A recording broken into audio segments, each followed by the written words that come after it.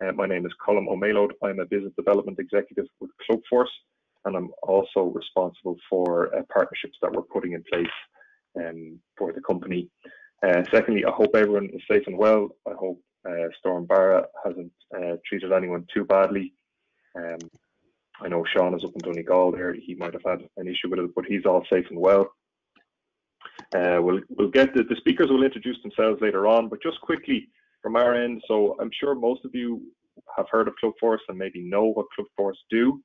But there might be some people who've just tuned in through seeing that the webinar was on. So just to give you a brief overview on what we do member management and registration software for local level GAA clubs, and we also do fundraising technology as well, primarily local lottery, but we also do other fundraising events as well. We also allow clubs to communicate with their members through newsletters, through a mobile app for training notifications, etc. So a full CRM system, fundraising and membership system for GAA clubs. If anyone wants to hear any more information, you can check out our website at clubforce.com or get in touch with any one of the team. But I suppose all of our services are generally focused on helping volunteers, helping clubs perform, primarily off the field. And we were discussing ways how else can we deliver value to Clubforce clubs, and we were discussing internally what can we do to help maybe clubs in their performance on the field. And we put together, we sought out some experts in this area, and the partners were Stat Sports and Output Sports, the people who will be speaking here tonight.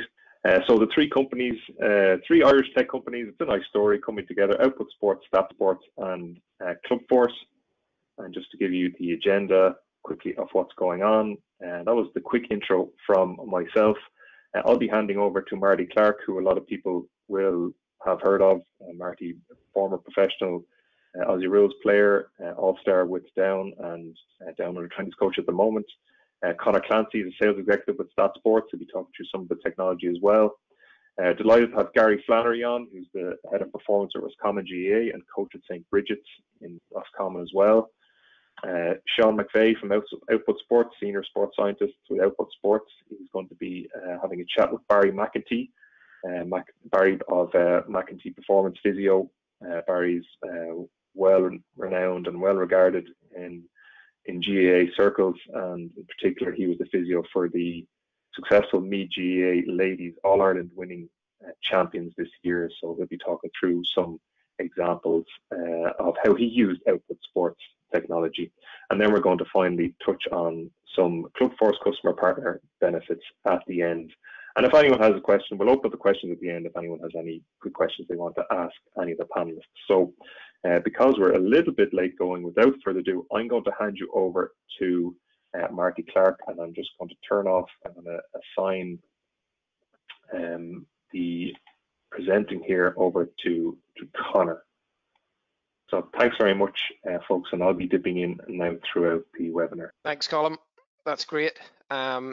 Yeah, so let's get into it. Myself and Conor Clancy are here to represent Stat Sports for this segment of the webinar. It's great to be here, and thanks for everyone who's made the effort to join.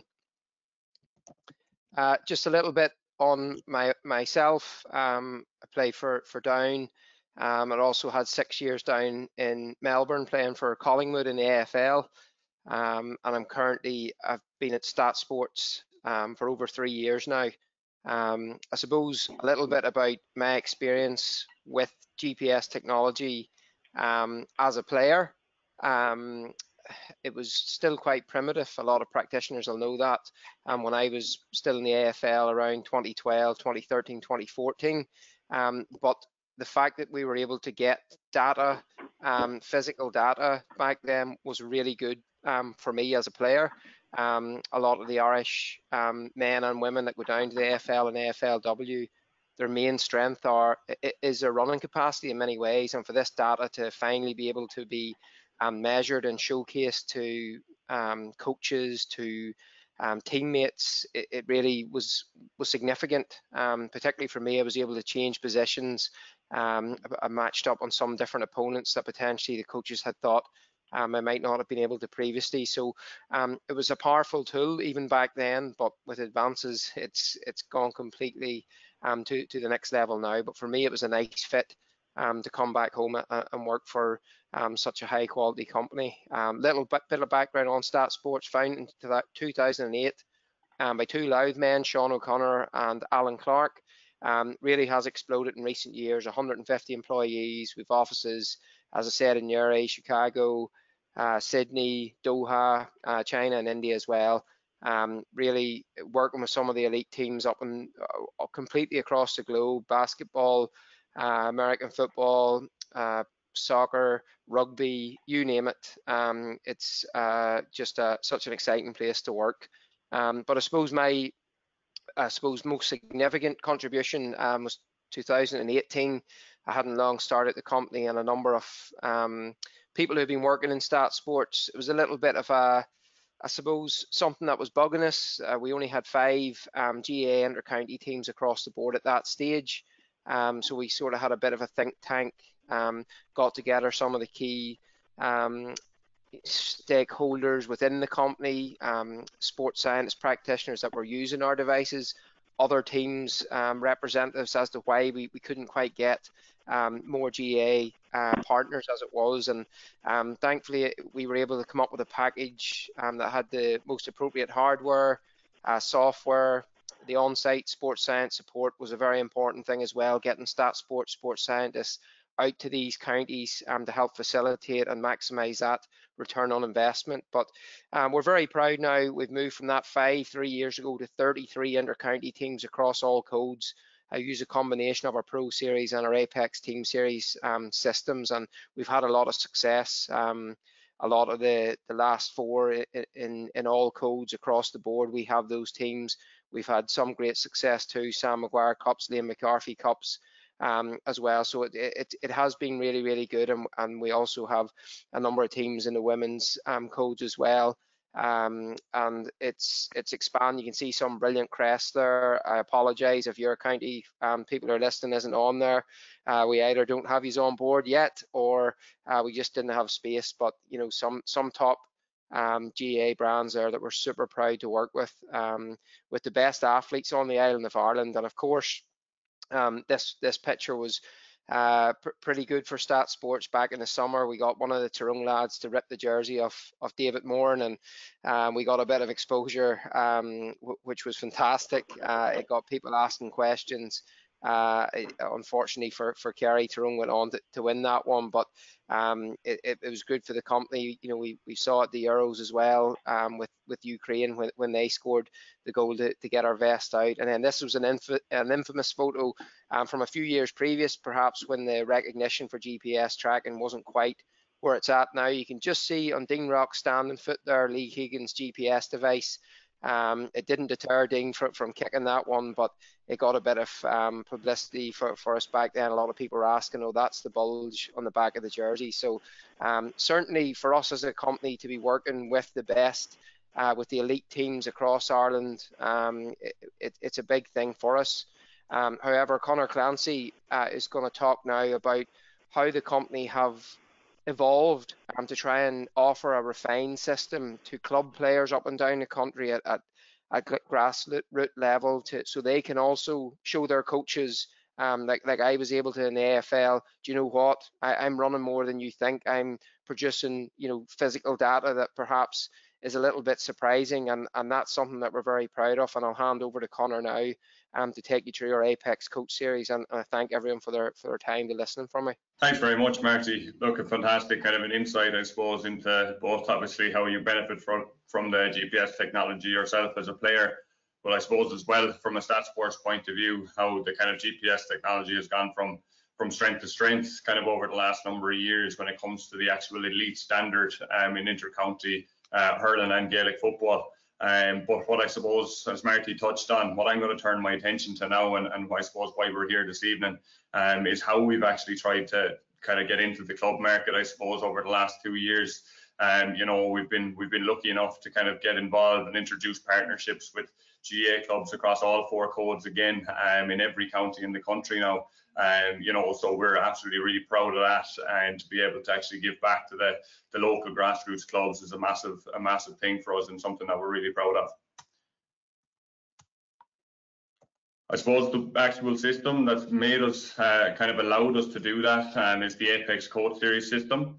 So the Coach Series system was basically developed in 2019 with grassroots teams in mind, in terms of ease of use and kind of, I suppose, how easy it is to use for coaches and players at all levels, but at the same time, of course, from a pricing perspective as well. You know, so our kind of main key target when we launched this at the start of 2020 was to make it accessible for coaches and players and clubs kind of across the board, you know, at every level and across all codes. You know, luckily enough, we've had great feedback over the last 2 years, you know, despite the obvious barriers there over the last 2 years that we've all had to kind of get over. We've had massively good feedback from clubs, and I suppose even during the infamous kind of individual training kind of periods during COVID, what this system allowed coaches and players to do was to track their obviously load throughout those individual training periods, so that the coaches could see that data coming through from the players as well. So the system itself, I suppose, just to go into a little bit more detail on how it works for kind of clubs and you know, how players and coaches utilize it on a daily basis, is that basically the way it works is it works off 2 key applications. So I'm going to send out a little bit of a video afterwards and some information afterwards about it, but just to touch on it briefly, the way that clubs use it is kind of with the Apex Athlete Series app and the Apex Coach Series app. So the Apex Athlete Series app is the player application, which a player will have on their smartphone. So the way it works for a player then, it is quite an individual solution. So the way that the player can use it is that they have their GPS unit kind of synced up to their phone, and from there, they'll be able to download their sessions and their training and their games directly after their sessions and games, and they get their physical metrics and their load straight back into the phone, so that they're able to track their progress kind of over a season and obviously over a number of seasons. But the actual, I suppose, the real kind of gem in the crown of this system is the Apex Coach Series app. So the Coach Series app allows the coach, I suppose, to tie everything together. So if they have a number of players using these GPS units on the team, you know, they get to kind of see all of the data coming through directly after a session or after a game. So as I mentioned, the player will download the session directly onto their phone, and that automatically pops across to the coaching staff on that Coach Series app. So the Coach Series application itself is kind of available on tablets and iPads, but as well as that on a web version on a laptop or a PC as well. What that does obviously is allows coaches straight away, you know, when they get home in the car or whatever after a session or after a game, is to open up this and see every player's data for that game. Obviously with the physical metrics being a key part of and a key strength of ours, but what we've tried to do over the last couple of years as well is to kind of put in some coaching and tactical sides to it as well, so that it's not all, I suppose, the boring numbers that a coach can see. Things like heat maps, things like sprint maps, zonal breakdowns, player comparisons, etc. as well. This is just kind of an overview of how the system is configured at a club. So obviously with the players and the Apex Athlete Series apps being the kind of building blocks, as I said, at the bottom there, with the Apex Coach Series app tying everything together. I suppose a key point again with this system is there's no right or wrong way to use it. There's no right or wrong kind of number of players to use it as a squad. If you have 1 player on a squad using this, you can use the Coach Series app all the way up to 40 players in a squad. I suppose on that point as well, for a lot of clubs, they'll use it for multiple squads. You're allowed to kind of create as many squads as you want there, and you could have as many coaches kind of viewing this data for free as you want also. What I'm going to do now, I'm going to talk you through a little bit more detail later and send you on some detail, as I said. But what I'm going to do is actually pass you over to Gary Flannery, who has a bit more applied insight on the ground from a GAA club standpoint, but as well through the inter-county standpoint. So he's got experience in both. So what he's going to do is kind of bring you through, I suppose, the benefits that he's seen on the ground for players and coaches alike.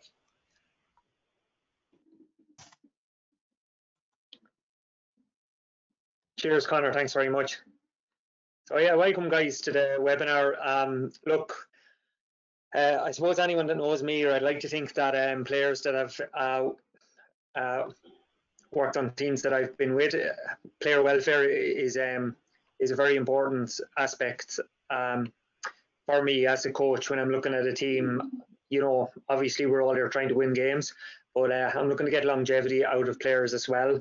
And I suppose from a mental point, to keep them as mentally healthy as well. And GPS certainly has an area that it can do that. So I'd just like to make that point before I do get into a little bit more about myself. I suppose my own qualifications, I'm a sports scientist, strength and conditioning coach, and I'm currently doing my sports psychology masters also. My first dip, I guess, into high-end elite sports was working in the High Performance Centre in Pretoria, so HPC. There I would have worked with world champions, Olympic athletes. A couple of names might be familiar or recognisable. Akani Simbine would come forth in the last Olympics, the Olympics just gone, Tokyo 21. Cornell Fredericks, Commonwealth champion, and LJ Van Zyl. Track and field athletes, obviously, they wouldn't have used GPS systems, but they certainly would have used a range of technology services that would have been available to them. So technology is a part of modern day sports, and when used correctly, it absolutely has its benefits. In Ireland, I would have freelanced for track and field athletes. I would have worked with a number of football and hurling senior club teams in Kilkenny, Laois, currently in Roscommon, and I'm also the current head of performance with Roscommon. So what is my job? Well, I kind of see this to safely develop all pillars of human performance, be it mental, physical, technical, and tactical. And I'm going to speak about those in a little bit more depth and where GPS has its benefits for those. So basically, if we think about physical performance and what is it? Well, work is equal to force by distance, force being mass by acceleration. And if we look at a gym setting, we can easily quantify work and how we improve this work. It's well established. If I'm looking at a deadlift in a hypertrophy phase, for example, well, if it's 150 kg by 4 sets of 10 reps, 70%, you're moving 6,000 kg weight. And that's very clear. I know that's what's been moved, and I know that's what's supposed to be moved, and I know the work has been done. I'm there with the athlete, and it has been recorded, and that's fine. It gets a little bit more difficult when we go to the field, because it's very difficult to be obviously telling the player, this is the exact amount of work that I want you to do. So GPS, if you like, it's a retrospective tool in some sense that we can use to gather information about the work that has been done and what can be then done with this information. So how do we make this information look like our gym-based example?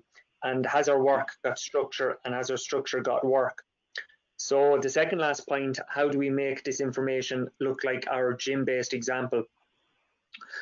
Well, we have to, as I said, somehow retrospectively look back at it. If we're doing a conditioning drill and we work 6-8 minute conditioning drills and we look back at that data, has it been done and developed in a way whereby we're not overloading the players, we're correctly periodizing those players throughout a period of weeks and months, and being able to build a platform for us to understand that we are loading at a correct rate and we are unloading when necessary.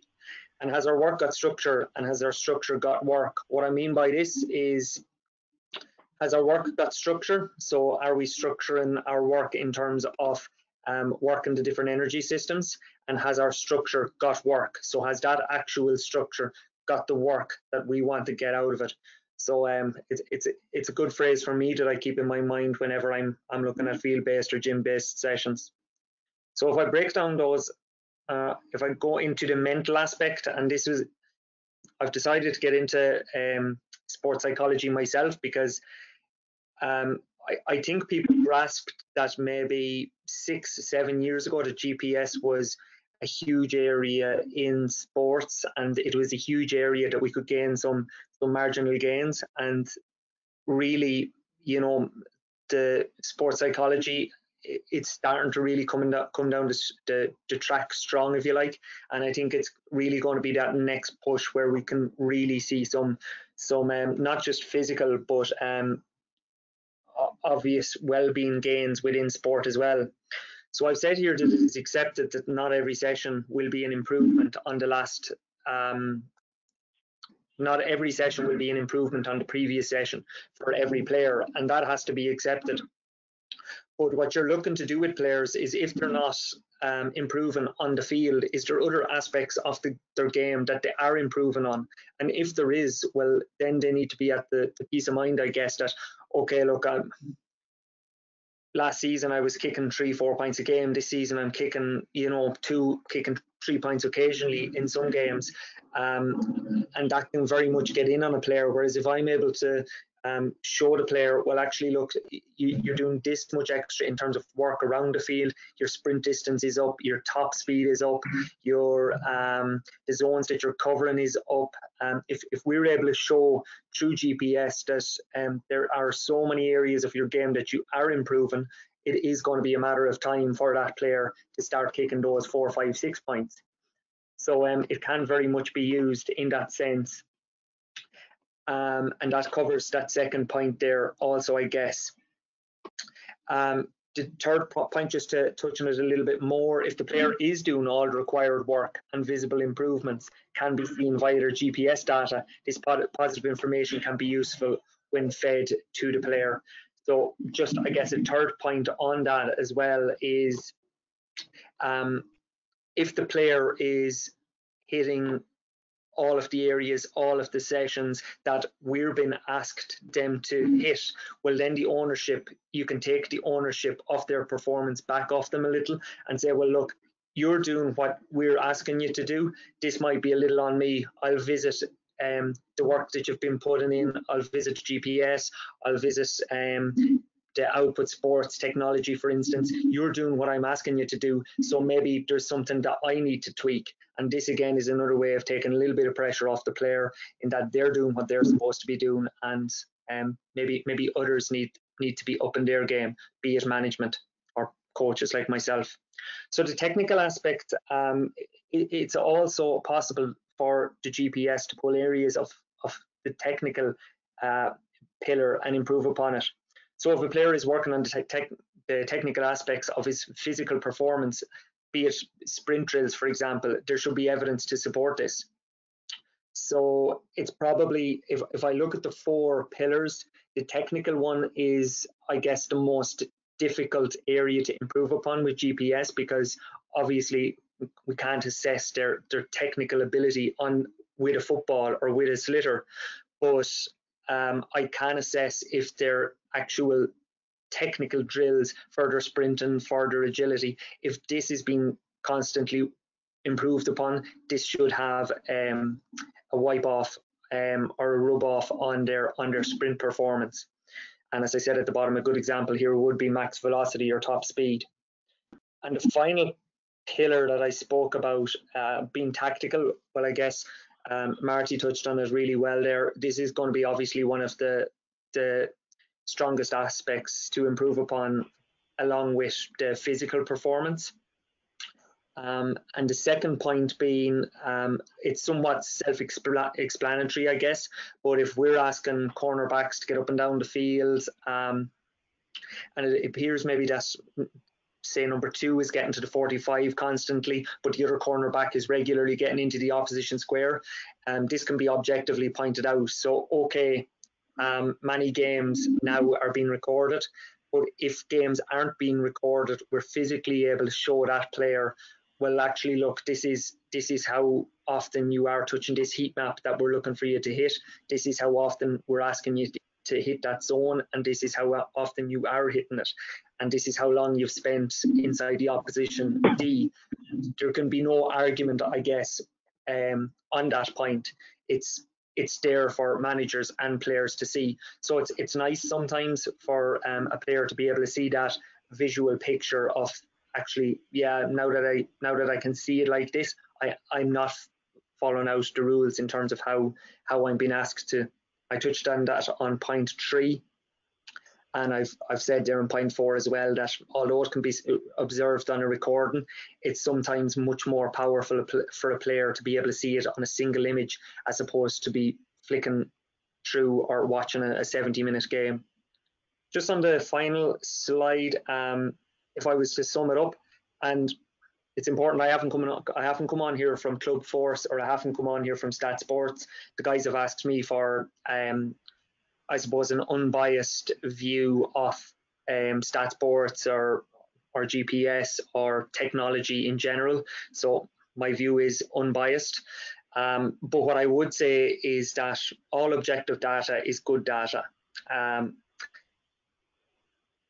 A lot of my work in the past would have been with track and field athletes, and I think track and field athletes, albeit there's a lot more pressure maybe on them sometimes, because if you're a 100 meter sprinter and you go through the 100 meters in 9.98 seconds, that is where you're at. It's not subjective. Nobody can say, well, you're really good, I think you're the best in the world. You are 9.98 and that is it. Whereas obviously field sport athletes, so much is dependent on subjective. Like, I mean, who's the best player in the world? Who's the best cornerback in the country? It's all subjective. Whereas if you can actually give a player objective data, you know what it is, and you know when it's improved or if it's not improving. And it's the simplest that. So all objective data is good data. And that second point, I summed it up earlier. If a player isn't improving on the field, provide them with the information to show them where they are improving. So you've got to, there's 100 aspects in which a player will need to improve. Always be in a position where you can pull out a certain amount of points about their game that they are improving. And GPS can obviously do this. So ensure you have the personnel willing to work on the data if technology is purchased. This for me is the most important point. Don't buy technology if you don't have somebody that's going to use it. This mistake can be made, but there are really, good people in every club, I believe, that really enjoy data. I'm somebody that loves data. So if you are thinking about purchasing data, there's nothing wrong with setting up a small committee that will be able to follow through the process on an annual basis, whereby you're always looking at this data and seeing the benefits and how you can improve it going into the future. Final point being, players like to improve, and GPS will improve players once it's utilised correctly. I've come across very, very few field athletes at the top level, or any level really, that one, don't want to improve, and two, don't want to, that want to know, I guess, some areas that they can improve. And you can give them this objective data again with GPS. So look, that's it from me. Quite a lot to cover. I hope some of it made sense. I'll be on for a couple of questions later on if anyone wants to shoot me some questions. I'm going to pass it now back to Sean in Outsport, or Connor's going to come in briefly first. Perfect. No, really appreciate that, Gary. A class kind of an applied insight. You know, it's all well and good listening to myself and Marty up on the stat sport side of it, but as Gary said, a perfectly unbiased kind of an opinion there, and perfectly kind of put across in terms of the club and the inter-county side of it. But just to finish off from a stat sports point of view, just going to bring the attendees in at the moment some good news. So we had a bit of a sale period there over the last couple of weeks that just finished up. But what we're going to do, in partnership with Club Force, is kind of extending that discount to everybody that's on and the clubs that are involved in this webinar there this evening. So there's going to be a discount code, and that's just going to be Club Force, and it can be used to bring that down to that Black Friday sale price in pounds and in euros as well. Obviously, that will be kind of shared alongside the videos and extra information after the webinar. But for now, thanks very much for kind of taking the time to kind of look through the stat sports stuff, and I'm going to pass you back to Colm, who's going to bring you on to the Output Sports guys. Thanks very much. Connor, that was very informative from Marty and particularly Gary there. We can listen to the stat sports guys all day, but it's great to get that application to county level, to club level as well. We're going to move on quickly to Output Sports. I think this is a nice transition because stat sports is focused on the field performance. Output Sports obviously involves on the field, but it's more measurement of off the field stuff as well. So Sean's going to give an intro as to what is Output Sports, a really innovative company, really excited to get them on board as a partner. He'll have a chat with Barry about his background, how we got to know Output Sports, some of Barry's work with the Meath ladies footballers. I'm a Meath man myself, so very proud year to see the girls go on and win the All-Ireland. Fantastic performance, beating the Dubs, of course, in Croke Park. He'll go on to discuss a case study and then touch on some output exercises and metrics so you can see the technology working in practice. So I'm going to hand you over here. Thanks a million. I suppose, first of all, thanks to the guys at ClubForce for putting this webinar together. It's absolutely brilliant, I suppose, to see 3 Irish sports technology companies coming together and providing these sort of educational nights for the likes of GAA clubs across the country. So yeah, as Colin said, my name's Sean McVeigh. I'm the Senior Sports Scientist at Output Sports. And I suppose, what is Output Sports and what do we do? So I suppose we're a company that's born out of research. So the lads, before actually forming the company in the back end of 2019, was actually conducted 8 years of research in UCD. And their single goal was to make sports science simple, scalable, and accessible for absolutely everybody. And as you see here in the screen, we're trusted by some of the world's leading coaches and clubs, from the English football team, Leicester Rugby, teams in the English Premier League and across in the States as well, and some of the biggest leagues over there. But not just that, we're trusted and used by some of the top local inter-county squads here in Ireland, such as the Limerick Hurlers, Kilkenny, Derry, and also, as we'll talk about Barry later, the Meath senior ladies as well. Beyond that, we're actually used by a lot of clubs around the country as well. So we use our multi-sensor system in setting up within their actual club gyms as well. So the actual output system itself, so we're one sensor which will collect data on over 150 performance tests spanning strength, power, speed, mobility, balance, and a whole range of other different modules. Within a GAA setting, we can actually set up multiple sensors within an actual gym. So if you imagine your actual GAA gym where you've got multiple squat racks, you can station an output sensor at each of those and run through a whole range of testing, or actually just use it internally within your training and monitor the training across the season.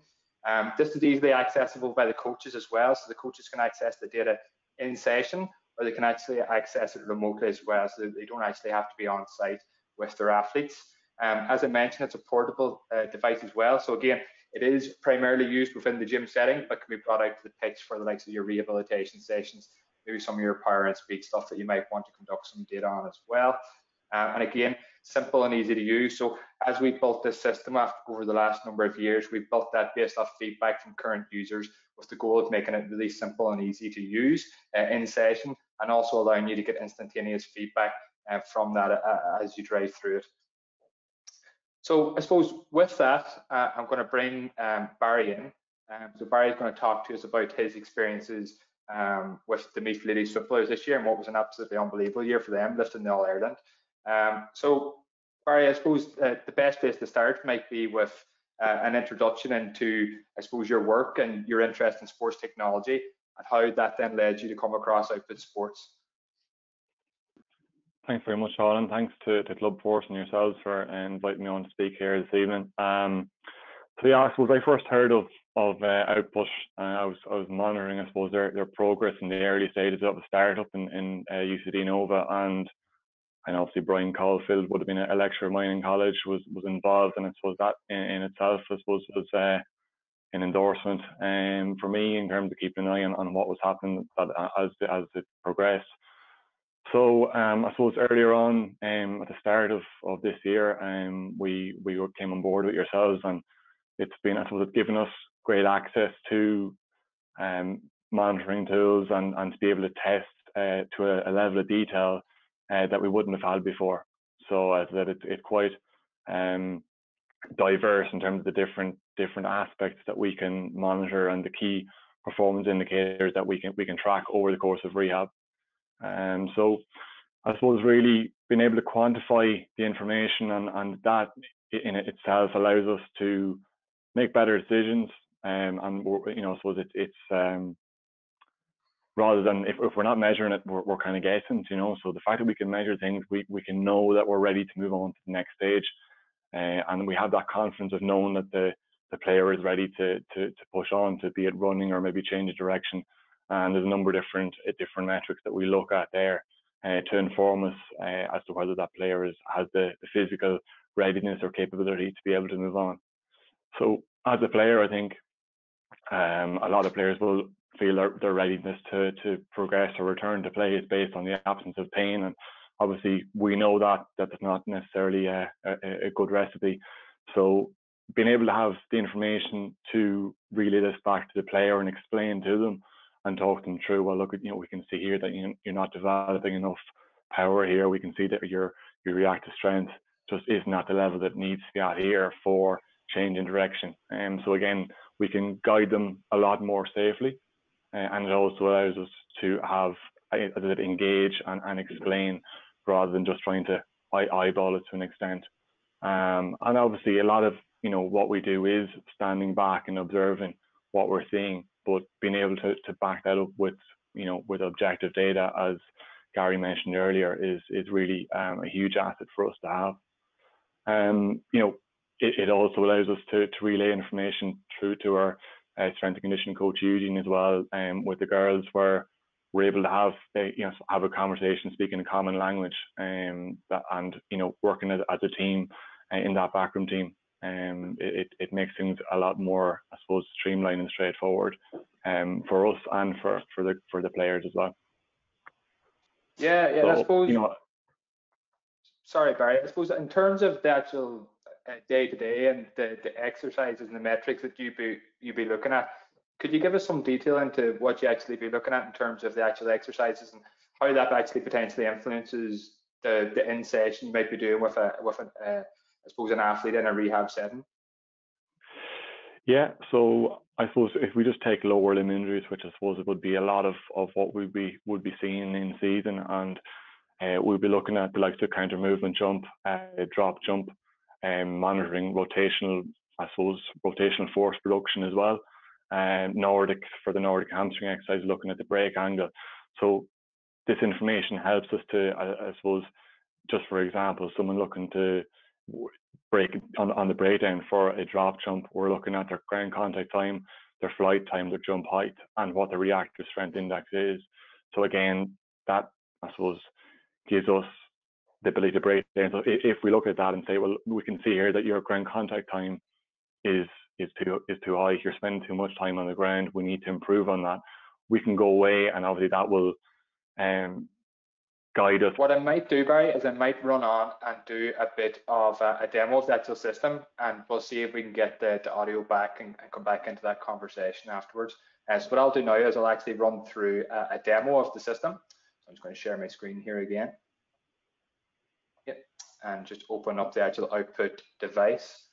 So again, we're a single sensor system, as I said before. So with a single sensor, we connect up wirelessly to our host device. So in this case, we're connected to my mobile phone.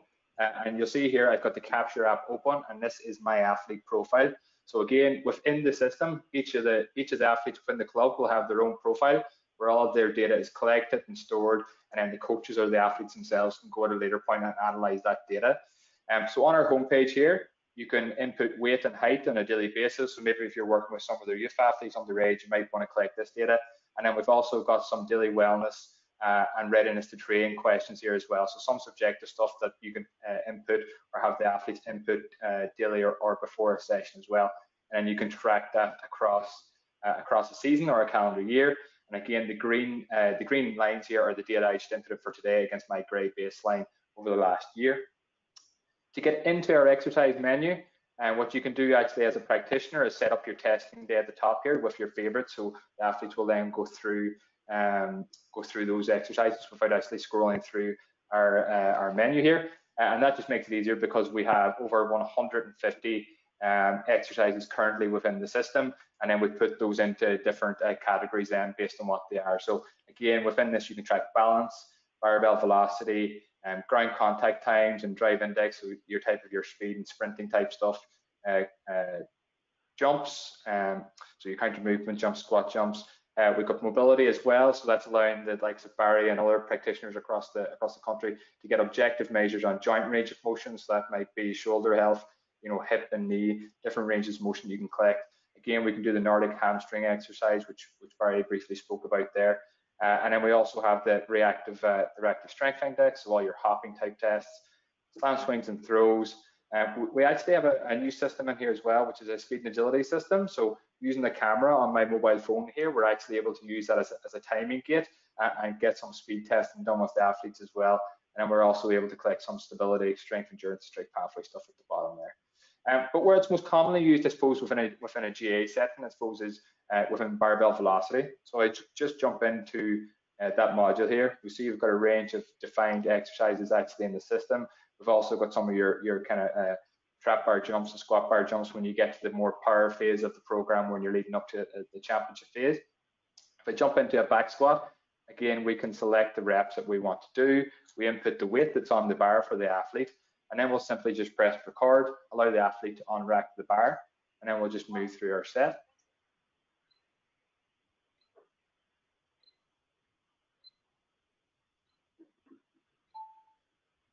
Okay, and then post-set, we're going to get a summary of all of our metrics here as well. So again, you'll see we've got an overall mean power as our main summary metric here, and you notice that's 12% down than the previous set that I did. But if I scroll down, we can look at each individual set here across a range of different metrics. So maybe very interesting for the S&C coach, depending on what adaptations are looking out of that session. From an actual user standpoint as well, you can just click retest, which will take you back into your testing page. But from an actual user point as well, within the gym setting, as I mentioned earlier, you may have this position or stationed at a squat rack within the club gym. Once I go through my set, I might be partnered up with another athlete. I just press quick swap athlete, takes me out here, and we can get a whole team in to do a session or an evening as well, not a problem. From there, I'm just going to jump back out of here and show you a couple of other exercises. So again, if I just scroll down here, we're going to our jumps. We're going to bilateral counter movement jump. So again, one of our most common tests. Again, we place our sensor on our foot, like so, and then we hit record. Hopefully I don't embarrass myself too much here now. We'll go through a jump, and again, you get your instantaneous feedback. You get a percentage whether I'm up or down on my previous test. And again, like before, you can quick swap athlete, go through a range of different, getting a range of different tests done with those athletes. And if you do have more time, you can track that here within our graph, so where you've got all my historical data saved.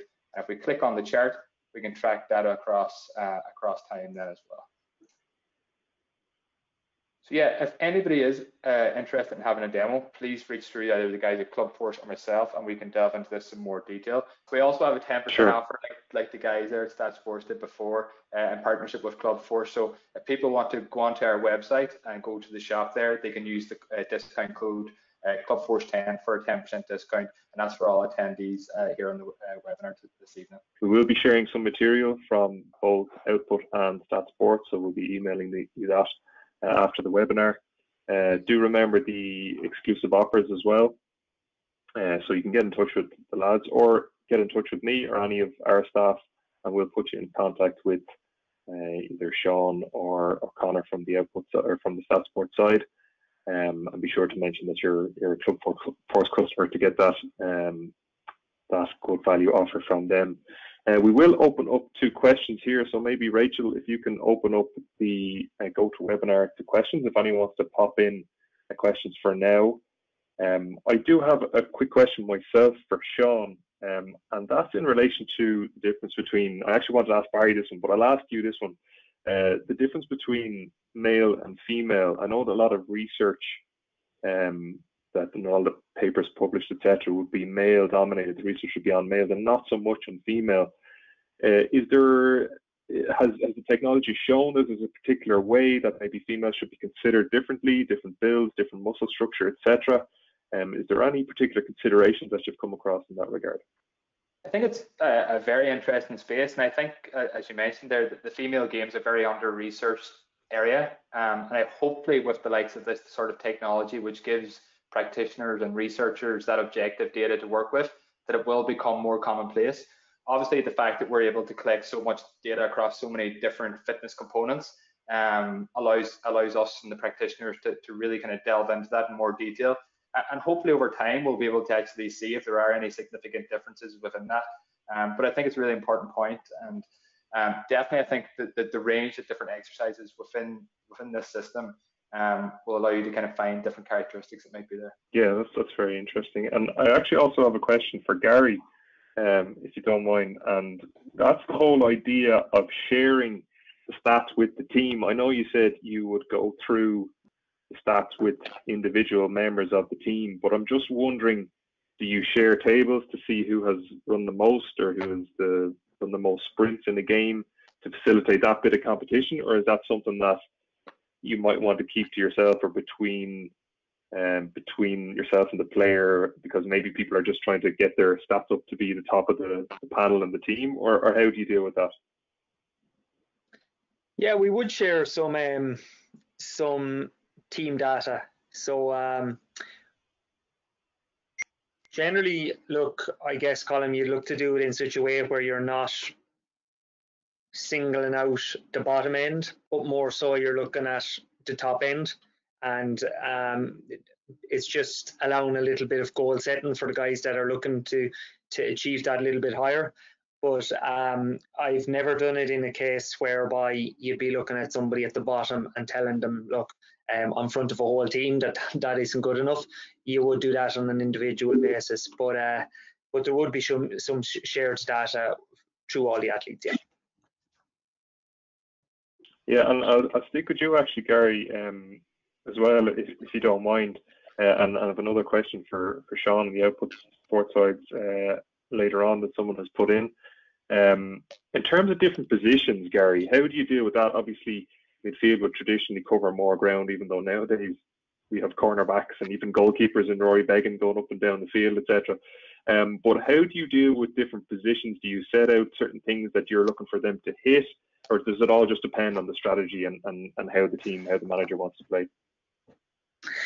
Yeah, well, there's quite a bit of data out there now in terms of what sort of high-speed running, what sort of distance footballers and hurlers obviously would be travelling throughout a game. Obviously, typically your midfield, your 8 and 9 are covering the most ground. Wing backs, wing forwards, following that, and it's a little bit more even then across the board after that. But you know, you can certainly adapt training obviously for some players, and you can see back then through your data if you're hitting those objectives. I mean, your full back is going to be looking to obviously improve his top end speed, and you're able to maybe look at his training program whereby he's not having to do as many full velocity sprints. You're looking to give him more rest, more recovery throughout his specific program, and just looking to ensure that his top end speed is that little bit higher. As opposed to your 8 and 9, look, you're not going to as much focus on his absolute top end speed. He's not going to need it as much. So it can work both ways. It can work both ways. But yeah, certainly looking at individual players and positions will and can and has done in terms of dictating maybe where that player is best suited on the field. Yeah, that makes a lot of sense, Gary. One question for Sean there, in terms of the output sports technology. I know maybe not a lot of clubs are using the technology at the moment, but do you foresee a difference between county and club when it comes to using the technology? Obviously, county lads would be more familiar maybe with the gym, etc. Probably have done gym work for a couple of years, and you might get a few club lads that are new to it. Is there any significant differences you would consider? Because obviously a lot of clubs would be on this webinar. So is there anything? Is there any sort of considerations there?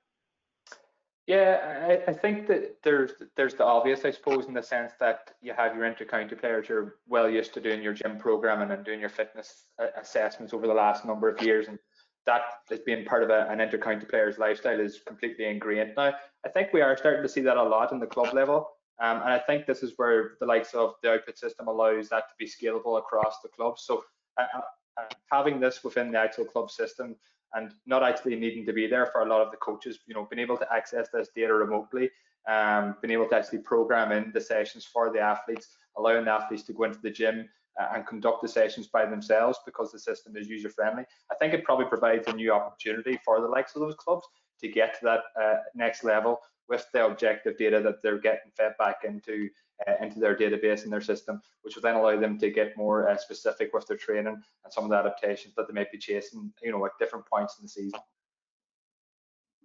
Thanks, Sean. Another question for you. One for you first, and then for Stat Sports, both from Kim Turner. So Kim, thanks for putting in the question. So she says she's an S&C coach, and she recently purchased an Output Sports device, so a client of yours. She wants to implement it this season. So in Barry's experience, I think we're still struggling to get Barry, but he'd be interested to know what the norms. Or you're back, Barry. Good to hear. Yeah. Kim is interested to know what sort of the norms are for female sports in different positions. So what kind of baseline should she be looking at for female sports? Yeah, I think initially just getting in and getting some of the testing done and getting a benchmark for each of those players individually. Now Barry will probably be able to speak to this a lot better than myself, having worked with the ladies in MIF last season. But I think it's important to get a baseline for each of the players initially, and then going from there. And I suppose not expecting too much too soon, but get your benchmark and then work from there. Barry, maybe you'll have something to input into that with your work last season. Yeah, absolutely. I'd agree with you in that there's not a lot of normative data in terms of some of these tests. And again, the fact that just a number of the tests are quite, I suppose, new and innovative in many ways in terms of how they're being measured by yourselves and the level of detail. It's about getting that baseline information, say at pre-season, and you kind of have something to work towards. Then, as we're testing and monitoring the players, you're actually gathering data all the time. So it's quite, I suppose, easy to see trends, and then obviously if there's a drop off or whatever, in terms of certain numbers, in terms be it force production, etc. It can indicate maybe there's an element of fatigue there, and therefore that allows us to have a conversation to intervene, I suppose, before maybe something happens. So I suppose it depends. Coming back to the question, it depends on what exactly you're looking at in terms of what detail. But certainly for normative data, we find we're collecting that information all the time and building a profile of that particular player, which we find quite useful. Thanks, Barry. And maybe Connor might be a good one to answer this. So Connor wants to know, when it comes to the GPS side, what's sort of the norms, or maybe what difference there might be between the male and the female? What should she be targeting for her players? Yeah, 100%. I suppose the big thing, again, like Sean mentioned, is, obviously it is, the research out there is quite dominantly on the male side at the moment. But obviously what we're trying to do, and what we have over kind of 6 kind of GA ladies sides at the moment, using our elite stuff as well as our coach series stuff. So what we're trying to do at the underage level and through the kind of ladies football and camogie as well is to start to build the database ourselves in terms of what the kind of averages are and what the norms are, because I do many demos with kind of ladies sides as well, and that's always the question that comes out in terms of what's the kind of norm and what should we be aiming for. And I think that's kind of coming down the tracks quite quickly, especially from ourselves, and with kind of more and more club teams and more inter-county teams getting involved, we'll start to build the database ourselves and obviously be able to kind of communicate with our teams to kind of get their averages throughout league and championship, etc., and starting to put all that together so that we can feed that back to our customers as well. Thanks, Connor. And maybe a question for yourself and also for Gary. Gary, this might be an interesting one for you, actually. This question came in from Neil Delaney. So I suppose Neil is maybe talking about at club level. At county level, you probably have lads who are focused, who are diligent, who are trying to improve, etc., and they care about the stats. But maybe at club level, lads might be giving out, I forgot the system, I forgot to download things, I don't like the way the bra fits on my chest, etc. And maybe Neil says that kind of is of limited benefit if not everyone buys into it. So maybe at club level, is there any tips that you can give for lads who mightn't have that same level of focus at county level to really buy into using the system? Yeah, I never find buy-in difficult with players in terms of anything technology related. It's more down to the club being able to afford the technology, really. I would see guys at every level being really interested in data. I think it's a male thing, whereby we like numbers, we like statistics, maybe like a bit of physics. I think it's something with the male brain, and maybe the competitiveness comes out also. But so buy-in, never really have an issue with that, is the answer, I suppose, to Neil. It's amazing, like if it's a different type of technology, but if you put out speed gates for 14-year-olds, you'll see them run harder than you've ever seen them run in their lives, because they're getting that little bit of data. 3.46 seconds, what did I get? They all want to know it. Guys are just have an obsessive nature with data. It is more down to if you have the funds available to purchase, where yeah, so that sums up my that would be the summation of Neil's question, I think. Yeah, and we'll stick with you quickly there, Gary, and then we'll go back to Barry. I have another one for Barry after. But your opinion on using GPS to replace players in the heat of a championship match, even if they're still playing well, but the GPS is telling you that their tank is empty. What is your stance on that one? How diligent are you towards the stats compared to what you see in the field? Yeah, it's not that it's a difficult one to answer, but every circumstance is going to be different, I guess. If you've got two players who are quite fatigued, but one of them maybe has been rehabilitating recently through hamstring injury, for instance, and you're wondering which of the two you're going to take off, and maybe both have put in the same volume of work, you might veer on the side of the guy maybe returning to play, or that has returned to play recently. If both players are going well, and you're not concerned from a welfare point, or if a particular player is going well and he has got massive figures up, I'd never be one to pull him, personally, being honest. Also, there is a mental aspect to it also. Some players have an ability to go through certain barriers, and that will be seen in training sessions, and it will be seen in games. So there is an element of that to play also. I mean, Barry is probably going to, he would be maybe, there's the obvious concern of fatigue and the likelihood of certain injuries through fatigue.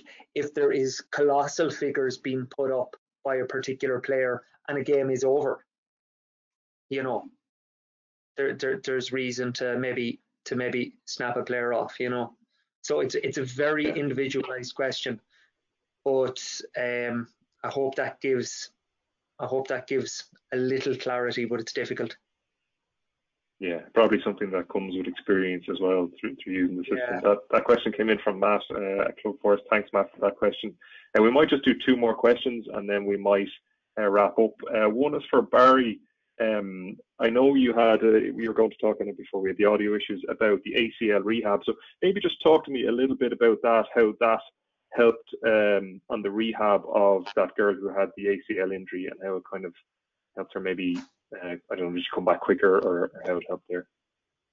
Yeah, so I suppose there was the challenges during lockdown in terms of not having access to the, I suppose, gym equipment, the ideal scenario in terms of from a loading perspective. And we were able to obviously use output to monitor, the metrics along the way in terms of hitting the targets and the goals that we had set out.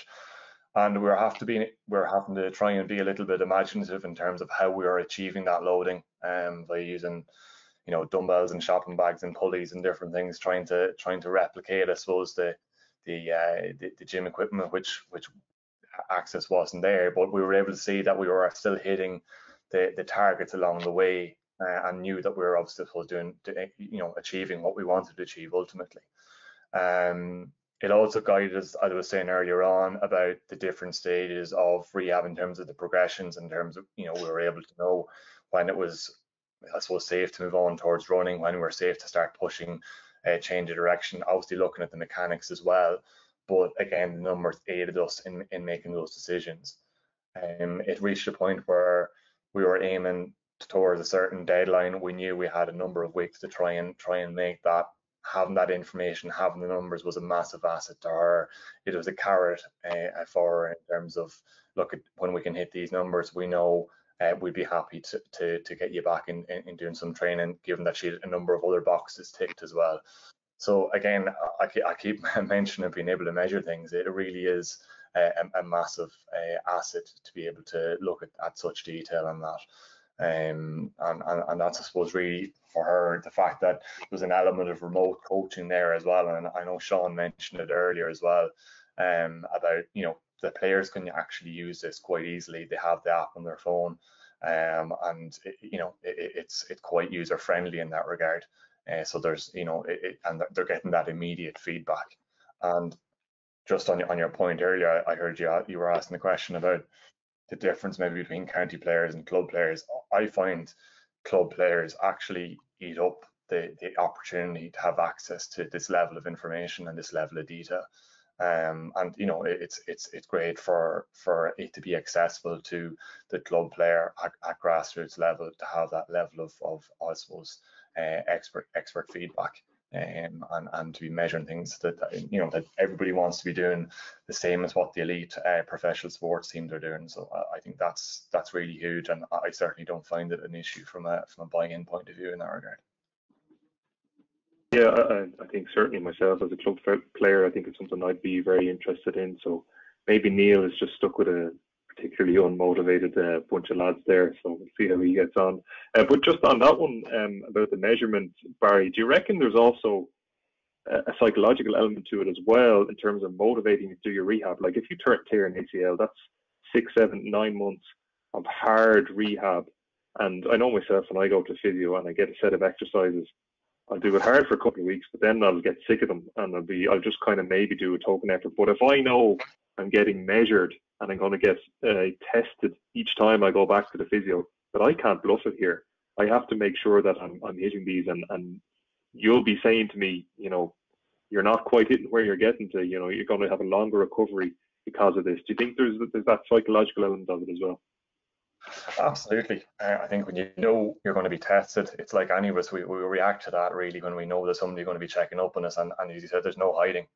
But on the positive side of it, definitely, I think, and there's a lot of positive reinforcement too, that when you've put the work in and you actually achieve your target, there's a lot of positive reassurance from that, and it gives them that motivation to push on then again to the next level.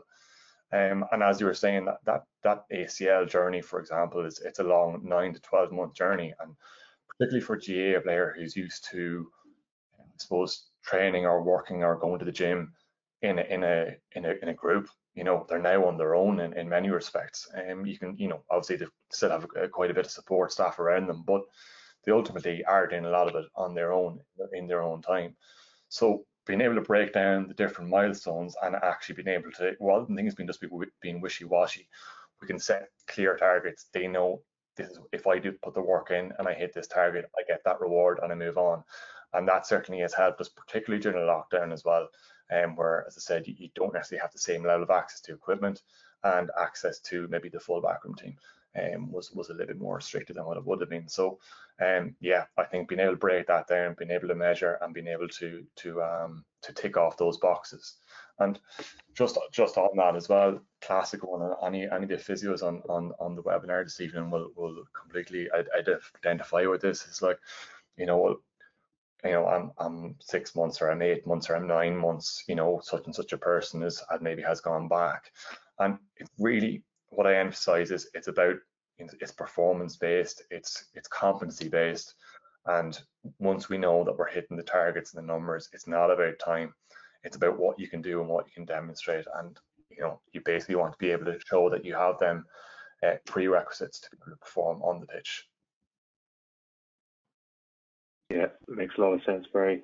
We'll just have put two questions to maybe Connor or Gary quickly just to finish off, folks, and then we'll leave it at that. We could probably go on talking all night. I know I certainly could anyway. It's certainly very interesting for me.